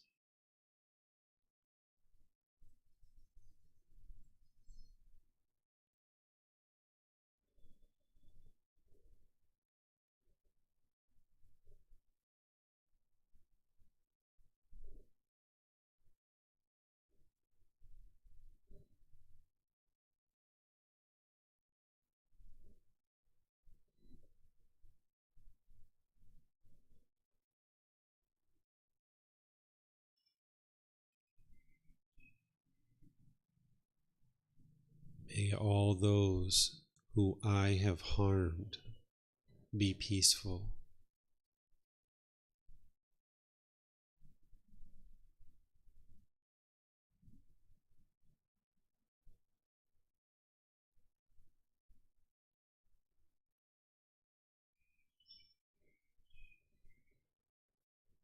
May they be safe.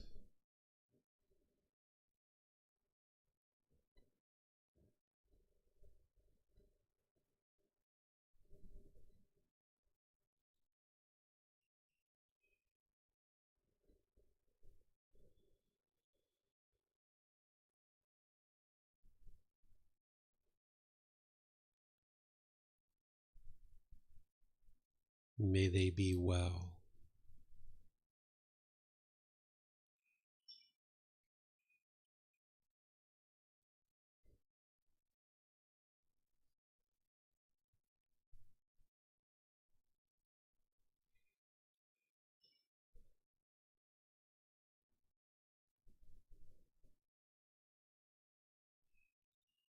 May they be free of all discontentedness and the suffering it causes.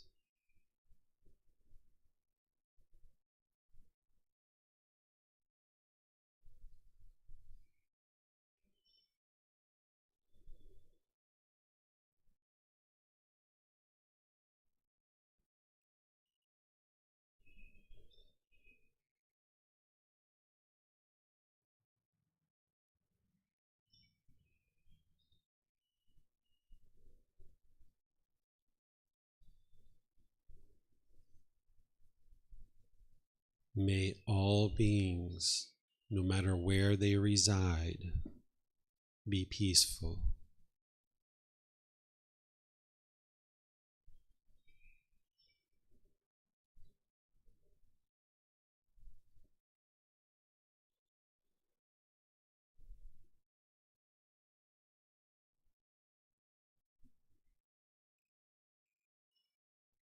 May they be safe.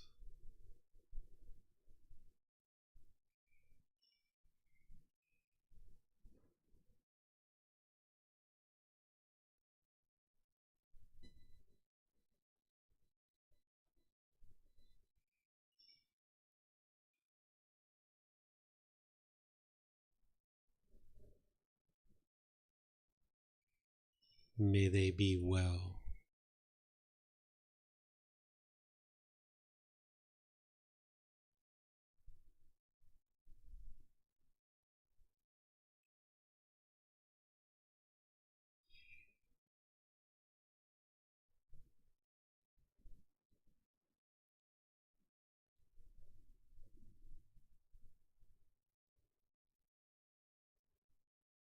May they be free of all discontentedness in the suffering it causes.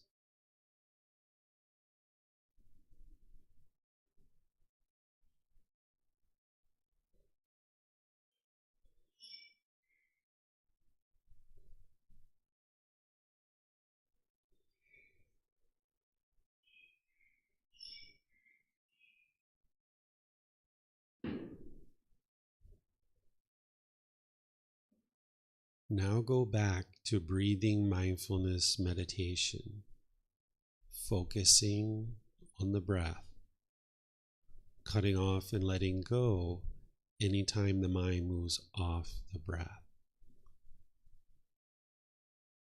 Breathing in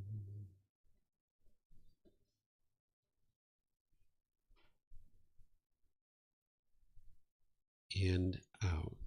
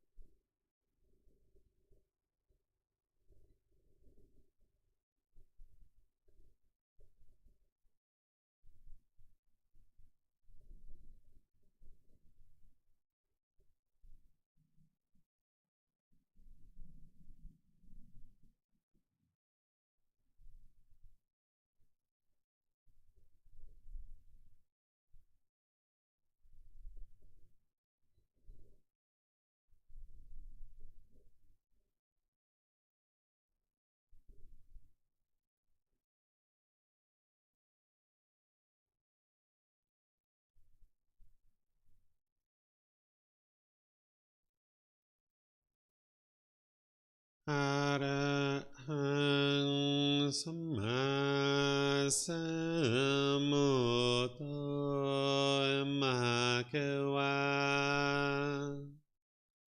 โอตังมหาเกวันนังอภิวาเทมิสวากขาโตมหาเกวตาธัมโมธัมมังนามัสสามิสุปฏิปันโนมหาเกวโตสาวกสังโฆสังฆังนามามินับโมตัสสะภะคะวะโตอะระหะโตสัมมาสัมพุทธัสสะนับโมตัสสะภะคะวะโตอะระหะโตสัมมาสัมพุทธัสสะนับโมตัสสะภะคะวะโตอะระหะโตสัมมาสัมพุทธัสสะอิติปิโสมหะเกวาอะระหังสัมมาสัมพุทโธวิชาจารณังสัมมุโนสคาโตโรกาวิโตอนุเตโรปุริสาดัมมาสติสัตตาตวามนุสนังโอโตภะคะวะติ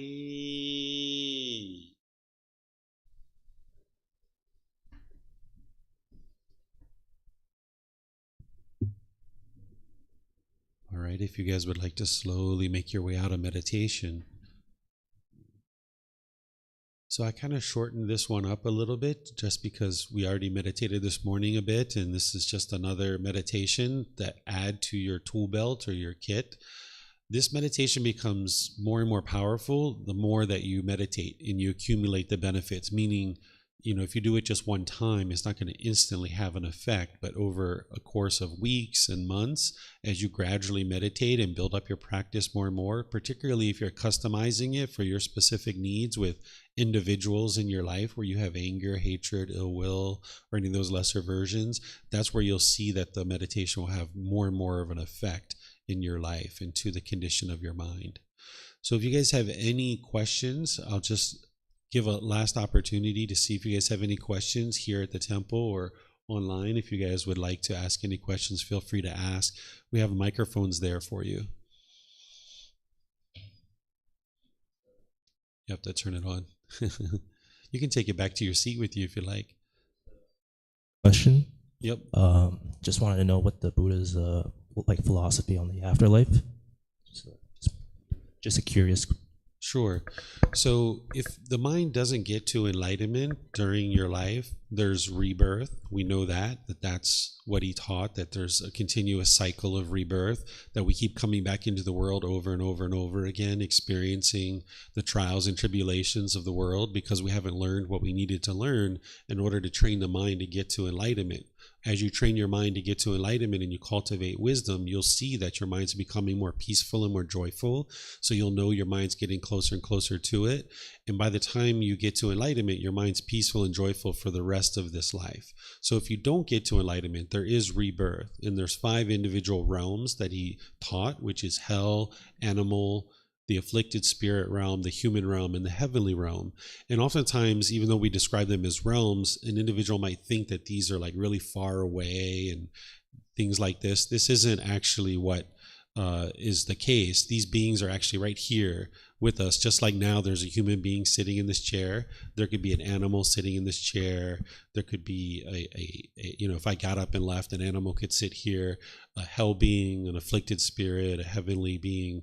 These beings are all within the same time and plane. They're in the same time and space. So even though we say that they're realms, it's really just existences. There's these different realms of existence that one can experience. And none of these realms are permanent. Oftentimes people are taught that the hell realm or the heavenly realm are a permanent place and you only get one life and you either go to that place permanently or not. But you can see the world around you, that all these things are impermanent. There's nothing around you that's permanent. This is a universal truth that you learn as part of the teachings of the Buddha, that you can independently verify for yourself, that the universal truth of impermanence is explaining to you that things are constantly changing. So oftentimes people are taught that you get judged over the totality of your life, and then based on what you did in the totality of your life, you either go to a good place or a bad place. But this isn't actually true. This is just what some people believe. The truth is that the mind is going to experience continuous rebirth. And you can see this in that when human beings are born into the world, they're oftentimes functioning very much like an animal. The unenlightened mind, even though we're humans, we function very much like an animal. We get aggressive, we get hostile, we kill, we steal, we have sexual misconduct, we do different things like this where we function very much like an animal because many of us are being reborn out of the animal realm. But once you get to enlightenment and you die, the Buddha left this as an undeclared teaching. He didn't say what comes next if you get to enlightenment, if there even is something next. He left it as an undeclared teaching. There's specific reasons why I think he left it as an undeclared teaching, and I think he very wisely left it as an undeclared teaching. He says very directly in his teachings, he says, this is what I taught, remember this. And he said, these are my undeclared teachings. These teachings I did not teach. And one of those undeclared teachings is what happens once you attain enlightenment and die. By the time you get to enlightenment, your mind's so peaceful, calm, serene, and content with joy, you're not going to care what's next, right? You've already let go of that. In the present moment, your mind's so peaceful and joyful right now that if there's something next, it's either as good as what you're experiencing now or better. But by the time you get to enlightenment, you're not going to care what's next because you've already let go of all those longings and yearnings. You're just enjoying the present moment and your mind's very peaceful and very joyful. The main reason why I think the Buddha probably didn't teach what comes next is because the Buddha only ever taught things that he experienced, because he knows if he experienced it, then he would know that this is true. So he only taught things that he had direct experience about, and he had never gotten to enlightenment and died before. So he didn't ever experience that. So I suspect that's one of the primary reasons why he didn't teach it. But also, if he did know what was next, because an enlightened being can know things that they haven't necessarily experienced, or they can know things about the future. If he did know and there is something that is next, if that thing is like really great and really wonderful, if he explained what it is, that's one more thing that the mind has to be trained to let go of. And now by choosing to have it as an undeclared teaching, he's eliminating that. So he very wisely left whatever happens after enlightenment as an undeclared teaching, because either he didn't experience it himself, so he didn't know, or if he did know, he didn't explain it because it would just be one more thing that the mind potentially has to let go of. Thank you. You're very welcome. Pleased to help you. All right, it doesn't look like we have any more questions online. Oh, there we go. Kushi, if you could, get a microphone.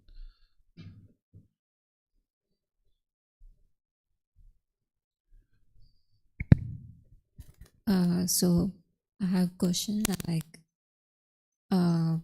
whenever the mind reaches to enlightenment, there is no more unwholesome karma or any residue of karma left to experience, and so there is no more rebirth. But I'm not so sure that how the past unwholesome karma is like depleted or removed. I know when we meditate, there is no more new unwholesome karma form because we are in the present moment. And as per my understanding, these are two things that are contradicting with my understanding and the teachings. So as per my understanding, whenever we have the results of unwholesome karma coming, and if I apply some coping mechanism to deal with it and distract my mind, then I'm not dealing with that feeling. And then whenever it comes back, I really don't know how to deal with that feeling. And so I cannot deplete or let go of that or see the result of that unwholesome karma. And that way, I don't know how that is depleted. But as per the teachings, it is to let go whenever anything is coming. So how is this unwholesome karma's result is experienced, and how is it depleted? Okay, perfect. So let me just remind people what karma is, and then I'll go into your question. So karma, or some people refer to it as karma, this is just two different languages, Sanskrit versus Pali. The original teachings of the Buddha are in the Pali language, so we use the word karma.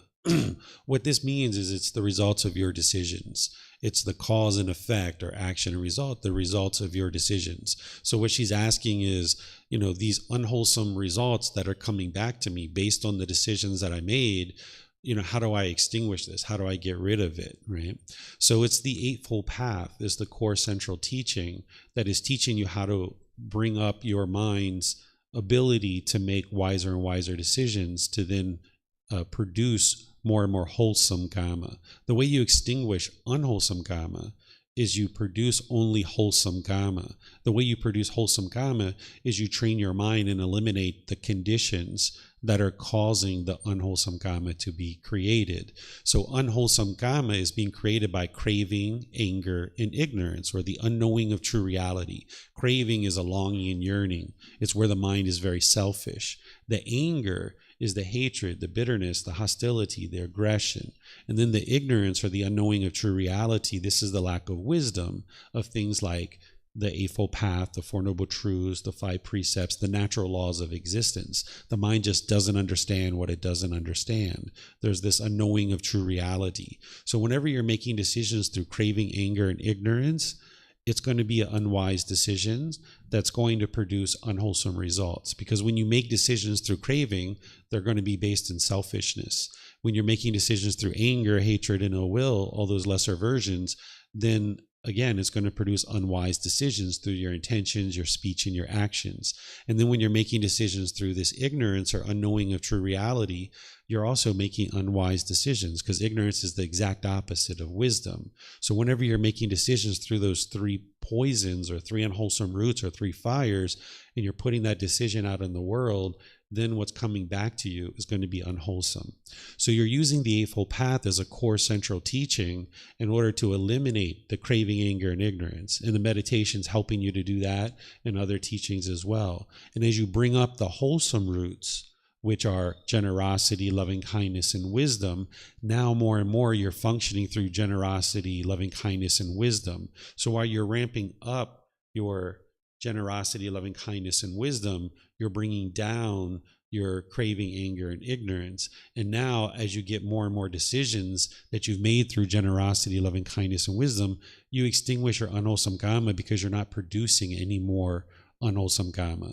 So as unwholesome karma is coming back to you, as the unwholesome results of your decisions from the past are coming back to you, you now extinguish it through making wise decisions in the present moment. So one of the examples I can give is like if you filled out a tax form, say like 3 years ago, your government maybe has a setup where you have to fill out taxes and maybe you lied. You made an unwise decision with a lack of wisdom of the natural law of karma. And now 3 years later, you're being penalized. They're saying you owe us $5,000 because you have to pay us the original $2,000 plus $3,000 in penalties. So you could continue to lie and be deceptive, but that's going to produce unwholesome karma. That's going to produce unwholesome results because now it's going to just extend this for longer, more interest payment, and you can't run away and you can't hide from it. Or what you could do, having wisdom, is now through generosity, loving kindness, and wisdom, you might decide to call up your government and say, hey, I did lie. I did say something that was wrong. I take responsibility for this. Now, what can I do to solve this? And now you're extinguishing that by taking responsibility for your mistake or your lie or whatever you did that was unwise in the past. And now you extinguish that. So any unwholesome results that are coming back to you, you make wise decisions in the present moment based on the Eightfold Path, and that's what extinguishes your unwholesome karma. So the analogy that I use to describe this is you can think about like as a garden hose. All throughout our life, we've been putting mud into this garden hose. And now we hook it up to the water, to the faucet, and we start putting this fresh water into the garden hose. And now more and more, as we put fresh water into this garden hose, it's going to spit mud for a while. So you're going to get that unwholesome karma coming back to you for a period of time. And then as that unwholesome karma or that mud is coming out of the garden hose, you just keep flooding that garden hose with more and more fresh water. Just keep putting fresh water into that garden hose, and eventually all the mud will come out. So the fresh water is meditating, reading books, coming to the temple, making wise decisions about friends and life partners and jobs and occupations and all the different things that the Buddha teaches you about how to make wise decisions. You just keep putting more and more of those wise decisions into your life. And you're over time, as this mud is coming back to you, you extinguish it through wise decision making based in generosity, loving kindness, and wisdom. And over time, the condition of your mind is gradually improving, where your mind's becoming more peaceful and joyful, and your life is becoming more peaceful and joyful based on the decisions that you're making, based in generosity, loving kindness, and wisdom. And you ultimately get to a point where you're only making wise decisions because you know this natural laws so clearly inside and out that you don't make any unwise decisions. But on your way to enlightenment, you're still going to be making some unwise decisions occasionally. And you're going to put new mud into this garden hose. While you're trying to put fresh water, you're still putting some mud in there as well because your mind's not fully transformed yet. So if you could snap your fingers today, like boom, and you could instantly be practicing the teachings of the Buddha, even though you can't, but if you were able to snap your fingers and do that, you'd still be experiencing some unwholesome results from things coming back from the past. But now you use that new wisdom to now make wise decisions to extinguish it and bury it. In terms of the feelings that are coming up, by the time you get to enlightenment, you won't experience any discontent feelings, any sadness, stress, anxiety, any of that stuff, fear, guilt, shame, it's all eliminated. So you're training your mind to eliminate the conditions that are causing those feelings to arise. So the same things that's causing unwholesome karma, craving, anger, and ignorance, are the same things that are causing those discontent feelings to arise. Having craving, anger, and ignorance in your mind, those conditions are now leading to the result of discontent feelings because your mind is polluted. It has certain fetters or taints or defilements. And as long as these are in the mind, it's going to continue to experience discontentedness. So while you're ramping down your craving, anger, and ignorance, and you're bringing up your generosity, loving kindness, and wisdom, not only are you getting to better decisions that are going to produce more wholesome results, but some of those wholesome results are your mind's going to be more calm. It's going to be more peaceful. It's going to be more joyful because you don't have those pollutions in there shaking it up anymore. That's part of your wholesome karma for choosing to train your mind. And these are just the results of your decisions. It's not mystical or magical or anything like this. It's not punishment or rewards. It's just the results of your decisions, that now that you've cultivated this wisdom of how to train your mind, you implement that training, reduce and eliminate the pollutions, and then you see the peace and the joy, the radiance and brightness of the enlightened mind can shine through because you've gotten rid of the pollutions. The mind is no longer burdened and hindered by those pollutions. The radiance and brightness can now shine through. It just takes time. Slowly, slowly. Take your time. Any other questions?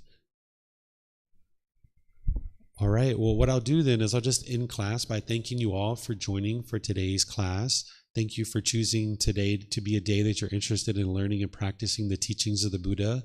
I'm here teaching on Sunday, Wednesday, and Saturday, and then we have courses and retreats at other times during the weeks. We have our calendar on the bulletin board here at the temple. We also have it online on our website. If you go to buddhadailywisdom.com, you can see our calendar of all the different classes and courses that we have. And we have all these books, and everything's available for you at no cost, whether it's a book, an audiobook, videos, podcast. We have online classes, we have in-person classes. So if you have a genuine interest and a sincere interest in eliminating discontent feelings, in getting to this peaceful and joyful mental state, there's help and support for you here to be able to do that. So have a very lovely and wonderful rest of your day. We'll see you next time. Sawadee khap.